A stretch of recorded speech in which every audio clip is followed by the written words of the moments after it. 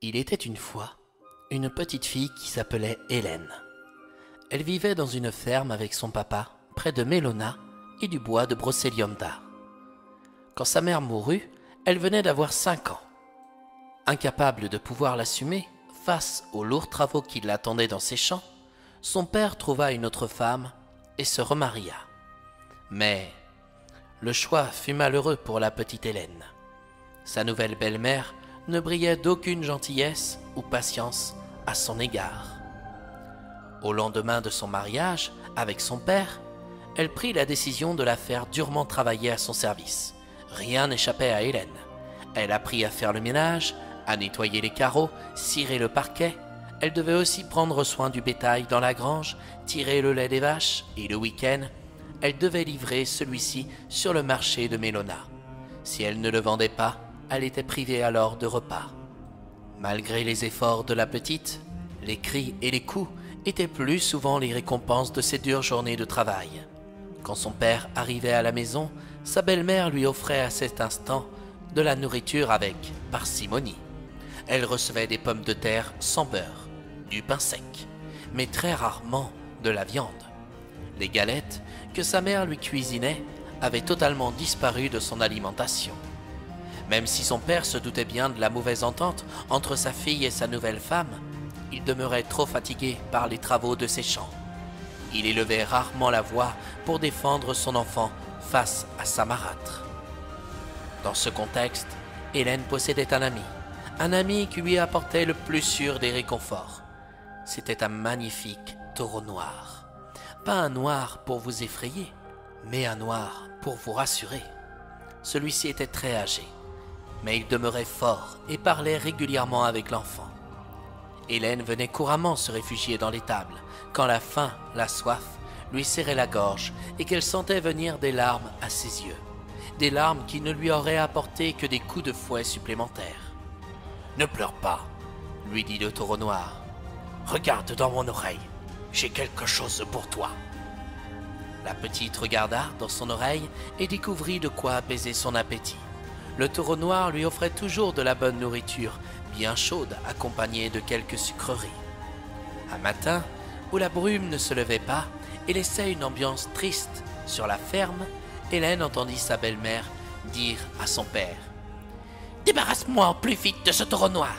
C'est une sale bête, une vieille carne, lâcha-t-elle sévèrement. Il ne sert plus à rien, tue-le dès demain. Sa nourriture permettra de nourrir mieux une bonne vache laitière. » Affolée, Hélène s'en alla prévenir son amie pour lui annoncer la terrible nouvelle. Pétrifiée, elle n'arrivait pas à retrouver son souffle. Le taureau noir lui ordonna gentiment de se calmer et d'arrêter de pleurer. « Tu sais, je m'y attendais un peu. Ta belle-mère me déteste tout autant que toi. » révéla-t-il. « Ne t'inquiète pas, je ne vais pas me sacrifier pour autant. Fais-moi sortir de l'étable discrètement lorsque tu conduiras le troupeau de vaches dans l'herbage. Quand nous y serons, nous nous enfuirons tous les deux. Tu veux bien ? » « Bien sûr. Je n'en peux plus de vivre ici. » Quelques heures plus tard, ils partirent tous les deux en direction du bois des Illusions pour atteindre les jolies fermes aux alentours de Guirekia. Ils virent se dessiner à l'horizon des champs verts, à perte de vue, et les montagnes d'Aria. « Maman me racontait souvent une histoire qui se passait dans les montagnes d'Aria, » déclara Hélène. « Laisse-moi deviner. Celle de Bella et le gangster ? » ?»« Oui, c'est ça. Comment le sais-tu ? » ?»« Il fut un temps où je n'étais pas un taureau, mais un enchanteur qui connaissait de nombreuses histoires. À Britannia, personne ne meurt. Notre âme se change en toute autre chose si nous n'accédons pas au monde des libertiens. » « Il y a quoi là-bas ? » ?»« Des êtres immortels et des créatures mythologiques qui peuvent parfois descendre dans nos contrées ou qui s'y trouvent déjà parmi nous. Il me semble que c'est le cas des centaures à Camorra. »« Si on ne meurt pas, comment se fait-il que je ne me souvienne pas de mes vies d'avant ? » ?»« Il y a des questions auxquelles je ne peux satisfaire tes demandes, Hélène. » Ils marchèrent longtemps par des chemins creux. Soudain, le sentier se fit plus sauvage et ils perçurent le bois des Illusions.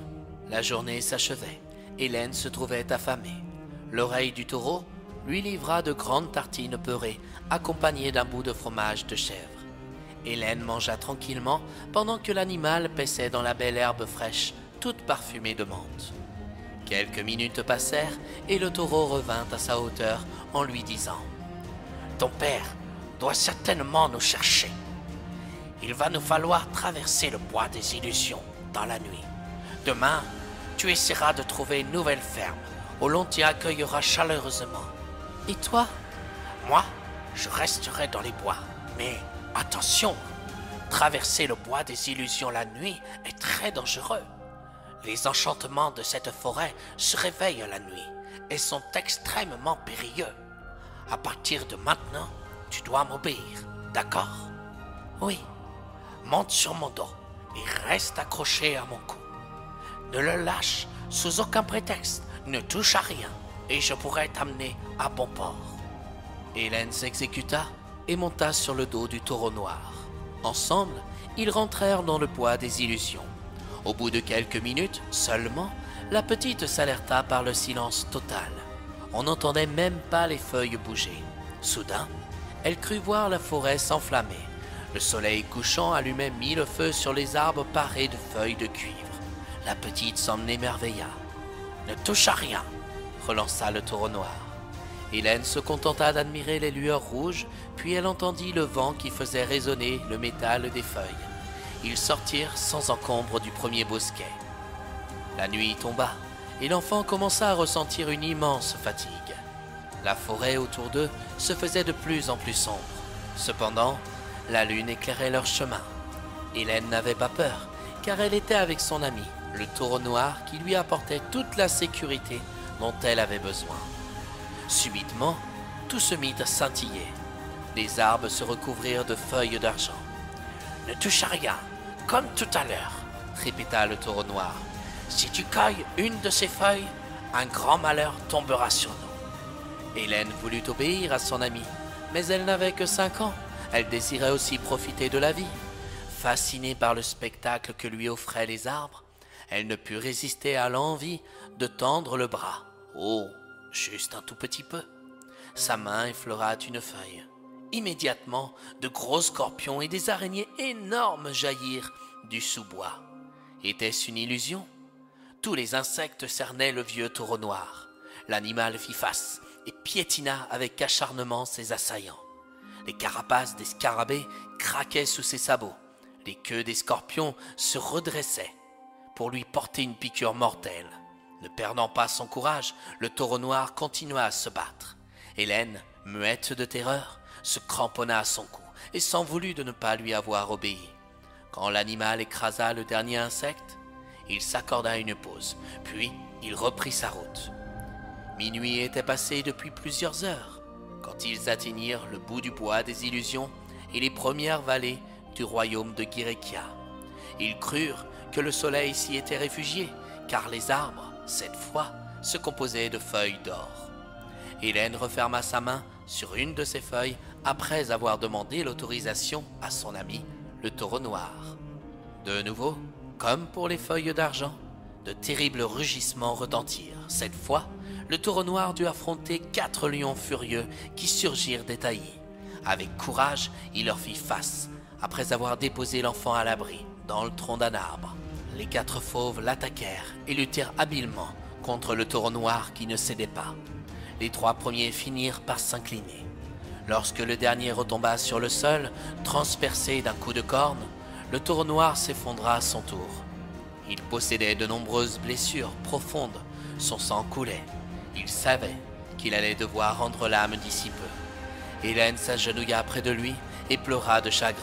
« Je vais mourir, tu sais. »« Non, je ne veux pas. »« Hélène, tu vas marcher tout droit. À 200 mètres d'ici, il y a une jolie ferme. Les gens qui y habitent t'aideront et t'accueilleront avec joie. Reviens demain avec eux et construis-moi un tombeau avec de jolies pierres noires.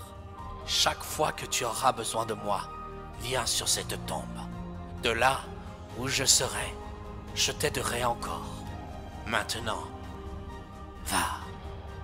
La tête de l'animal se reposa sur le sol. Quand les premières vraies lueurs du jour se levèrent, il mourut dans les bras de l'enfant. Hélène abandonna le corps de son ami et trouva la ferme à la sortie du bois des illusions. Comme l'avait prédit le taureau noir, on l'accueillit chaleureusement et l'aida à ensevelir son ami. Puis, on l'adopta comme l'enfant que ce couple espérait tant avoir. Tous les soirs de son existence, Hélène alla se recueillir sur la tombe de son ami.